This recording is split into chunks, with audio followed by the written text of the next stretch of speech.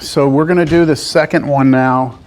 I changed it just a little bit, all right? So it's going to look a little different than the one I had put on the board before. Y'all ready? See how long this one takes us. 1241. All right, first step is making sure that it is a rational function, which it is. All right, who's up here? Is Nivini here? All right, you ready? So we've got 3x squared minus 12x over x squared minus x minus 6.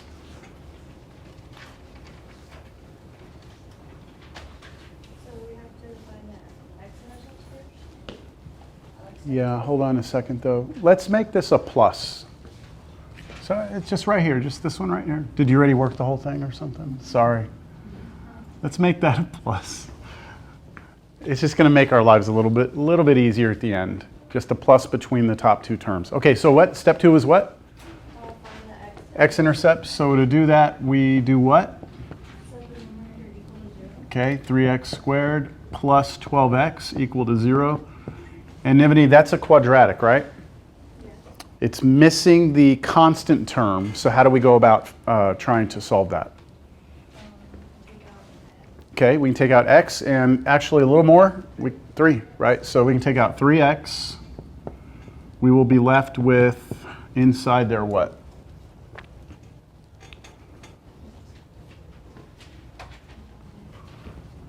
So we need a 3x squared, so we're missing an x. And then we need to turn 3 into 12, so we'll need 4, right? And then we set each of those factors equal to 0. So you set 3x to 0. You set x plus 4 equal to 0, and we should get our two solutions. Nivini, why don't you just finish it up? What are our two solutions here?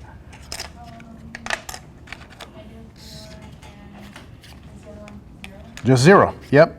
And remember that 3 doesn't play any role, right? Okay, so we get x is 0 and x is negative 4. And Nivini, these are points, right? Points on our x-axis.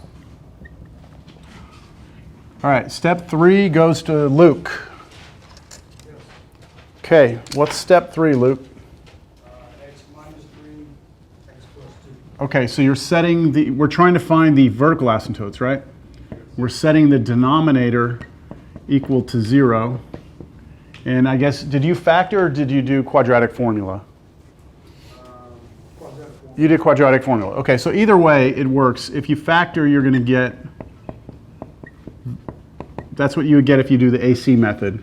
And you get two answers. You got 3 and negative 2? Okay. And what are these going to be on our graph? Barriers. Vertical barriers, right? Vertical dotted barriers. Okay, step 4. So this is already going a little faster, isn't it? Miranda? Horizontal, okay. What's the degree of the numerator, Miranda? So the numerator has a degree of 2. What about the denominator? 2 also. And that means they're the same, right? And what case was that? Case C? Okay. When the numerator and denominator are equal, we're in case C. So I'm doing case C before B.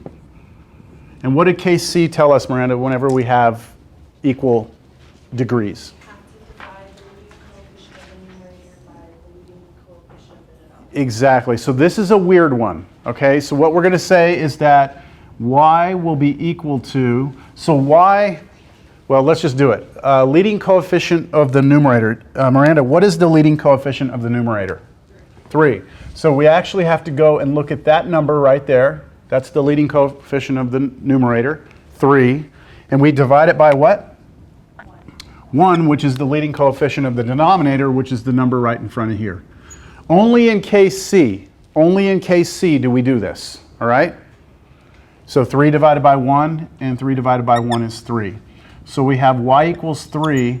And if you go back to when we were graphing lines, if we had y is equal to a constant, that was a horizontal line. Okay, so this is going to be our magnet. And Miranda, we said it was very important that we only do this at the ends, right? Ends only. Ends only.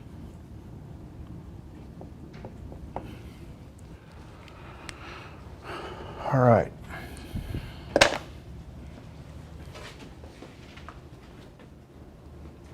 Any questions? Timothy's up. Pardon? Yeah, plot all this information. So I'm going to go ahead and erase all this so I can get a nice, good graph. Excuse me? Okay, so we're looking at the leading coefficient. If you look at the numerator, we're looking for the highest power of x, which is squared. We're looking for the number in front of it, which is 3. And then we look at the denominator, the highest power, x squared. We look at the number in front of that. That's our 1. We divide the top by the bottom. That's where you get the 3. That makes sense, Jameson? Yes? Okay. So now, Timothy, we're doing all the information, so I'm gonna have you help me do this. I'm gonna draw my x and y axis this time and put it over here. My x axis, here's my y axis. So Timothy, starting with step 2, what did we have from step 2?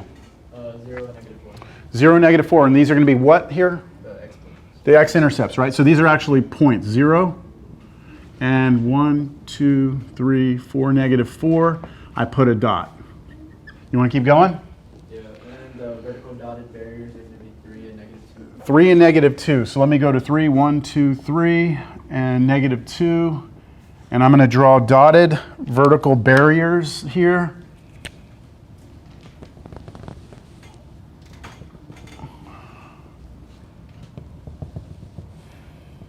Miranda, had you gotten this far? No. Okay, good. Yeah. All right, good. You want to keep rolling? And the horizontal, the magnet is basically the 3. At 3, right? And we said y is 3, so that means we're going to go up 3. 1, 2, 3. Here's 3, right? And we're going to draw not a horizontal line all the way across, just out at this edge, and then over here at this edge. Make sense, everyone? Just at the ends, I'm drawing those dotted magnets. Okay, good, Timothy. Devon? No? Elizabeth? You caught up? Yes. Okay. What's our next step? Now we choose Test points. Okay, can you help me figure out what my test points are going to be? So we're going to the number 4, -4. Okay.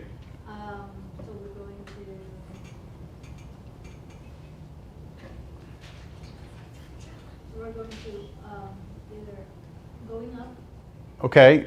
Oh, what? Oh, you- no, we're finding or test points, right? So okay. you, So we're going to either get the number before. yeah, like on each side. So can you give me a number over here? Anything you want? -5. -5. So I'm going to put here -5, everyone, and I'm going to circle it, right? That's going to be one of my test points. Okay, that'll take care of something to the left of this. Now, where else do I need a test point? So they have to be between, anywhere you see an x-intercept or a vertical, you have to have them in between and on the sides. So So -1. -1, do you all agree -1? That's between this vertical and this x-intercept, -1. Missing one though. How about between this x-intercept and this vertical? -3. And then any others? Yeah, I still have a bunch over here to figure out, right? -1 also. +1? Positive Could you have used 2? Yes. Okay. And one more. Then +4. +4. Okay. Does anybody have any question on the test points? Because that, I think, is the part that people are like, did I get enough of them? Am I missing any? Do you see that our first x-intercept, we have something to the side of it, right? Then between this x-intercept and this vertical, I have something. Between this vertical and this x-intercept, I have something. Between this x-intercept and this vertical, I have something. And then to the right of this vertical, I have something. We're okay with that? And now you have the pleasure of plugging in 5 points into the original function. So we have to figure out what f of negative 5 is. We have to figure out what f of negative 3 is. We have to figure out what f of negative 1 is, what f of 1 is, and what f of 4 is.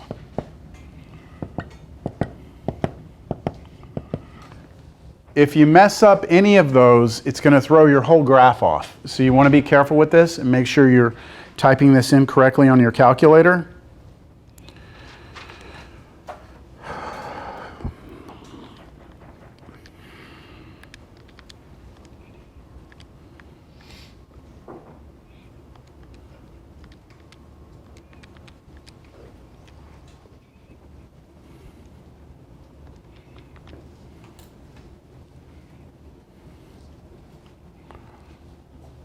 So I'll tell you what I get for the first few here. Or for these, let's see. For negative 5, I'm getting 0.625. For negative 3, I'm getting negative 1.5. For negative 1, I'm getting 2.25. For 1, I'm getting negative 2.5. And for 4, I'm getting 16. So that step right there is probably going to take you a few minutes to do, right? You have to grind all those answers out. What we are most interested in these is whether or not these answers are positive or negative. That's really what we're concerned with. This is a positive number. This is negative. This is positive. This is negative. This is positive, right? So now I'm going to get my black marker. Aaron? Where's Aaron? No Aaron?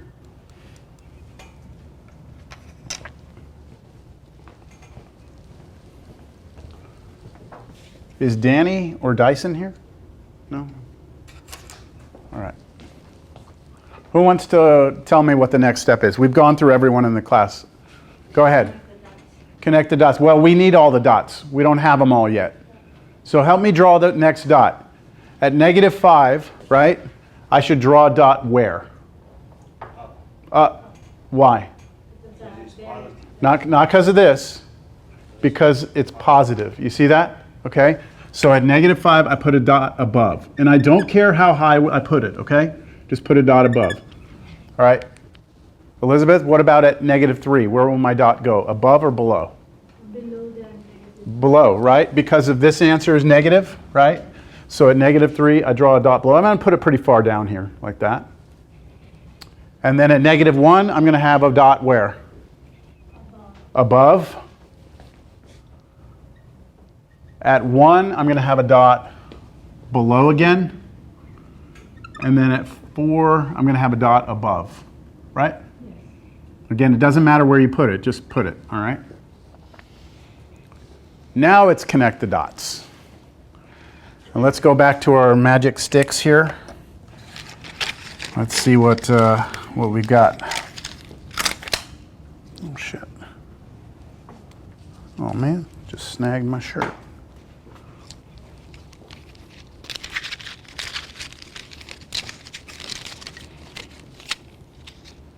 There's Elizabeth again.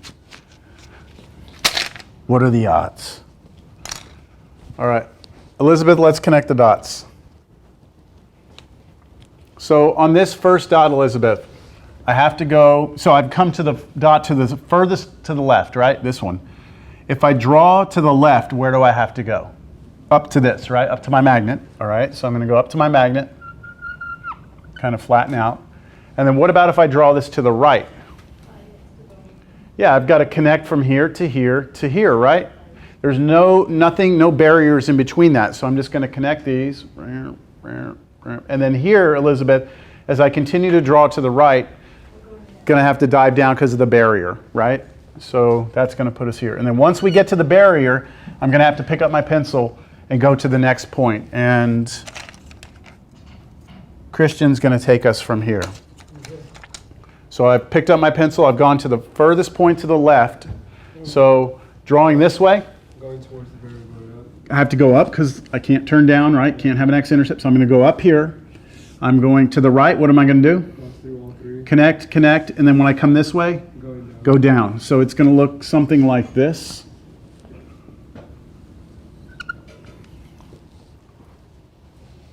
Make sense, everyone?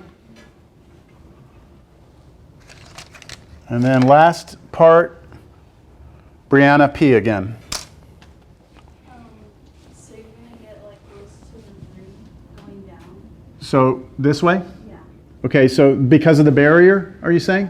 Okay, so if I do that, if I start going down, I got to keep going. Aren't I going to cross through the X? Oh, yeah.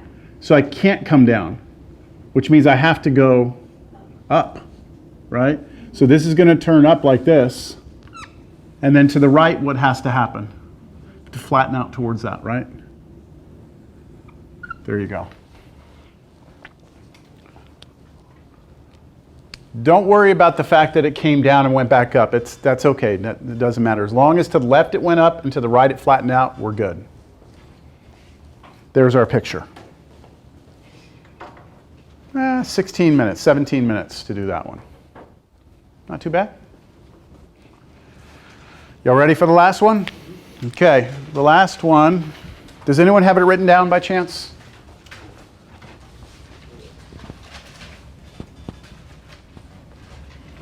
Squared minus 27 over x. Over x, right?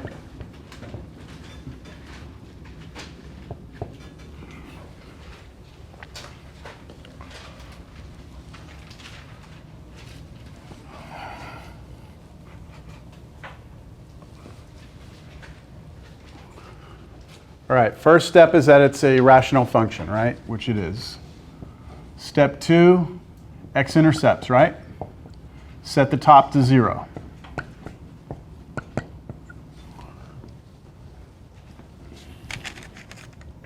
Christine, you're up. How are you going to solve that? It's a quadratic, right? So how would you go about that one?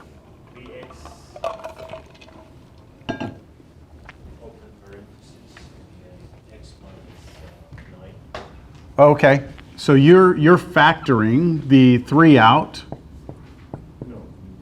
No? Is that not what you did? Oh, there's not an x in this one. Oh, yeah. But you can pull a 3. I still like what you're doing. Yeah, that's what it is. Sure. Do you recognize that, Ristine? Yes, I can break it down. That's right. This is a difference of squares, right? So this becomes 2 things. What are they? X minus 3, x plus 3. Everyone good with that? Okay, that's the way to go about that. You have another option on that one. If you don't like that method, you could also have moved the 27 to the other side, divide both sides by 3, and then take the square root on both sides, and you would get plus or minus the square root of 9, which would give you plus or minus 3. Okay, so this was the square root property that, or the square root method that we use whenever we are missing an x term. But you can also do GCF, difference of squares, and it works. So either way, everyone should have, oh, and you can also use quadratic formula, right? I mean, if you really wanted to, you could use a quadratic formula. Everyone at this point should be able to get to the 2 solutions. There's only 2, what are they? 3 and negative 3, right? So you set that to 0, you get 3. Set that to 0, you get negative 3. What about 3? 3 can never be equal to 0, so we basically just dump that. It doesn't have any impact on our answers. All right, so that's step 2. Step 3, vertical asymptotes. Set the denominator to 0. Well, it is. It's done. X is 0, right? There's no more work to do. You set the bottom to 0, set x equal to 0, we're done. Okay, 4th step, horizontal asymptotes. And what is the degree of the numerator, Jared? 1. Degree of the numerator is 1. Oh, wait, hold on. Numerator. Okay, so 2. Denominator degree is 1. Okay, so degree there is 2, degree here is 1. And that means the degree of the numerator is bigger than the denominator. In which case was that? B. B. That's case B. Case B is the weird one, because case B says you have no horizontal asymptotes, right, Jared? Yes. No horizontal asymptotes. But further, I said that means that the left side either goes up or down, or the right side goes up or down. We don't know yet. Okay, so just keep that in mind. The left side's going to go up or down, we don't know. Right side's going to go up or down, we don't know, okay? So we'll have to figure this out. We just know it doesn't flatten out. It doesn't go magnet to anything, okay? All right, step 5 is the sketch, right? Put all this information together. And Tanisha's back up.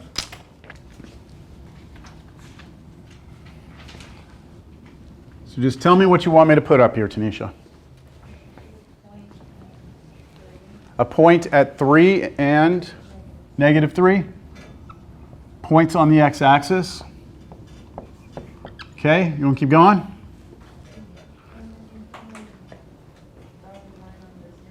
Yeah, so x is 0 is our vertical asymptote. I'm supposed to put a dotted line here, right? I said it's kind of weird when you already have a solid line to put a dotted line over it. So I put my dots up here, my dots down here, and then I just put little slashes through here like that. That way you're sure that you see that barrier, all right? You're not allowed to cross through that. Your function is going to be forced up or down when you get to it. All right? How about from step 4, Tanisha, can you actually put anything out here on step 4? You can't, right? This is saying you don't have them, okay? You don't have anything that you get pulled towards as far as like a magnet. So that's all we've got. That's it. So step 6, Nivini? Okay, test points. So where am I going to get my test points? Can you give me some? Does that have to be after the -3? After, you mean to the left? Yeah. Yes, because we don't know anything about what's happening over here, right? So let's figure out what's happening. Let's take -4, okay. And then where else? -2. -2. Everyone agree? Between here and here? Okay, what else? +2. And +4, perfect. That's exactly the perfect number of test points we want. We've got an idea what's going to happen at the edges. We have an idea what's happening in between these things. And now we get to plug those into the original function. So for step 6,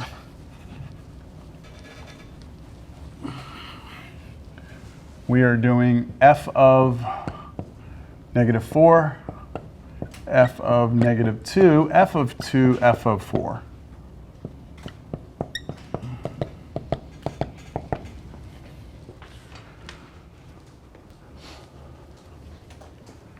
Remember, all we really care about is whether or not it turns out to be positive or negative, right?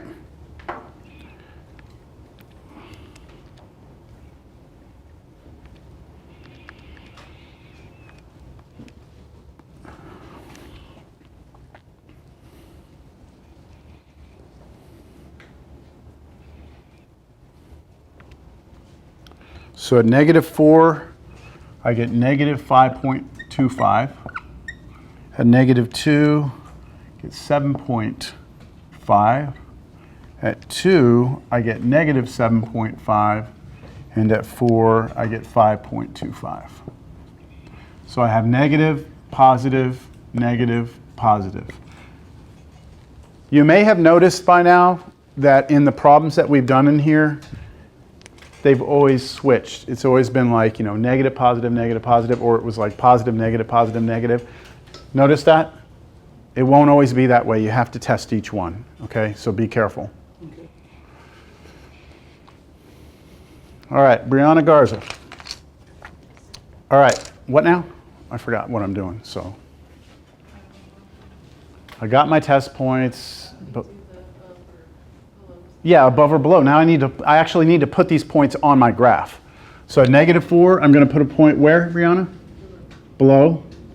Okay, at -2, above. Okay, at +2, below, and at 4, above. All right.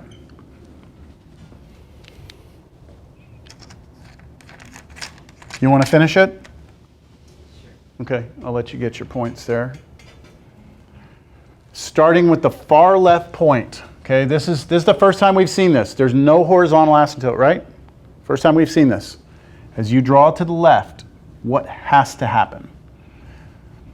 So we don't have something we have to flatten out to, right?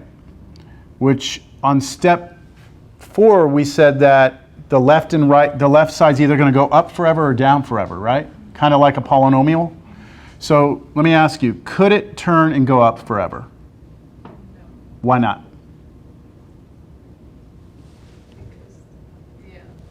Because I would cross the x-axis, right?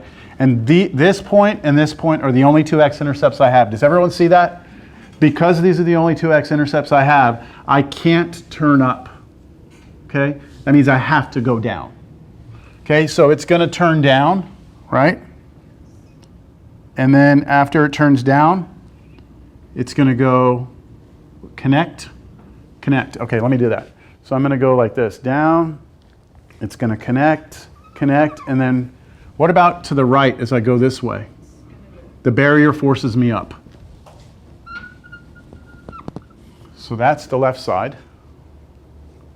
We're almost done. Luke's going to finish us off. Once you draw to a barrier, then you pick up your pencil, go to the next point right here. So Luke, to the left, what has to happen? It's going to go down, right? Can't go up because you'll create an x-intercept. So down here and then to the right. Right, connect, connect, and then out this way, what? Keep going up, right? Because it either has to go up or down. Can't turn back because you'll have an x-intercept. So this is almost like there's process of elimination, what it can and can't do. And that is it.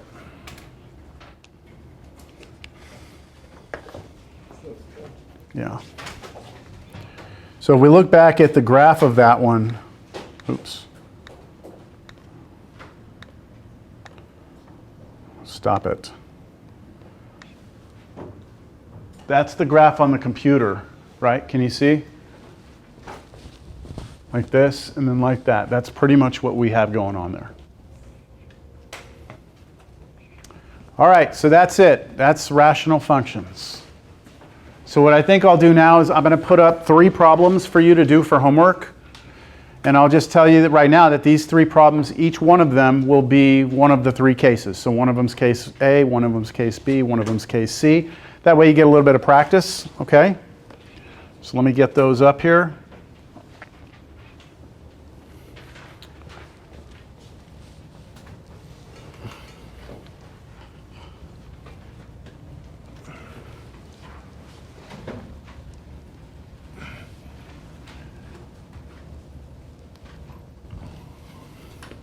So for homework, the first one, you know what? Yeah, I'll put them up here. They'll be on video. So f of x equals, give me a moment. I want to make sure that I make these correctly.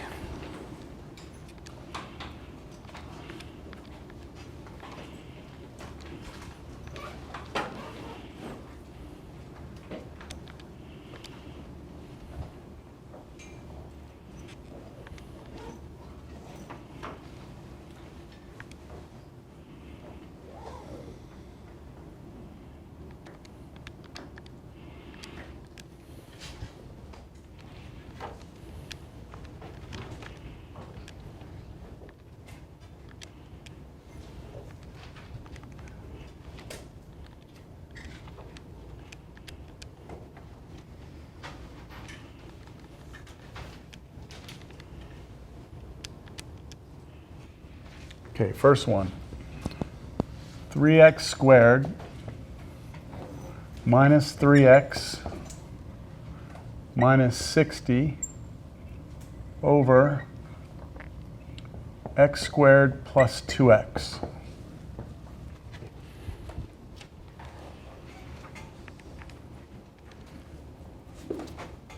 Next one.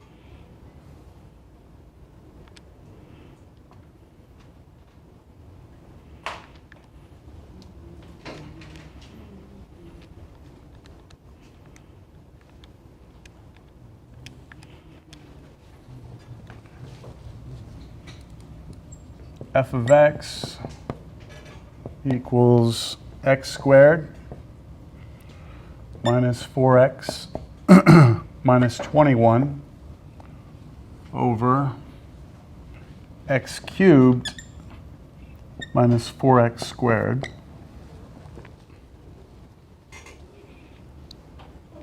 and then the last one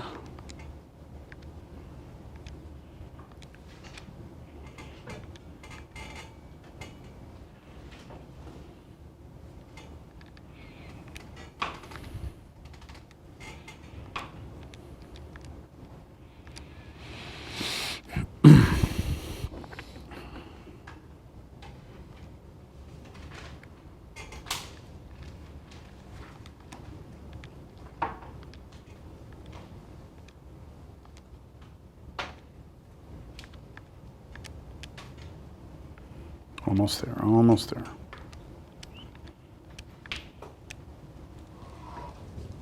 Third one is f of x equals x cubed minus 16x over x squared plus 8x plus 12. So let's see how these go, all right?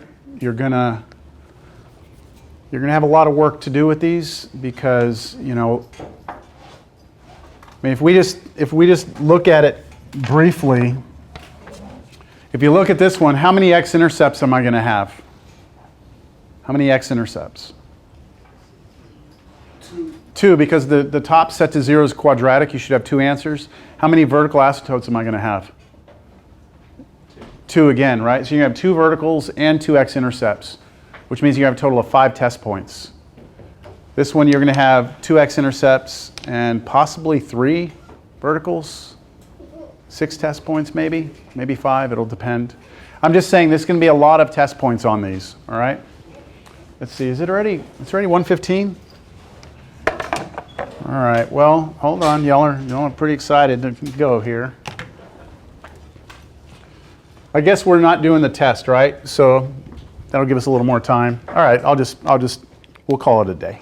I was going to start the next section, but I think you've got plenty to think about between now and Wednesday. All right, everyone, have a great day. We'll see you Wednesday. I'm not gonna ask that you turn these in, but I do expect that you have them. I may come by and check them, okay? As just a walk around, take a look quiz grade type thing. So make sure you do them. Let me turn off my, yes.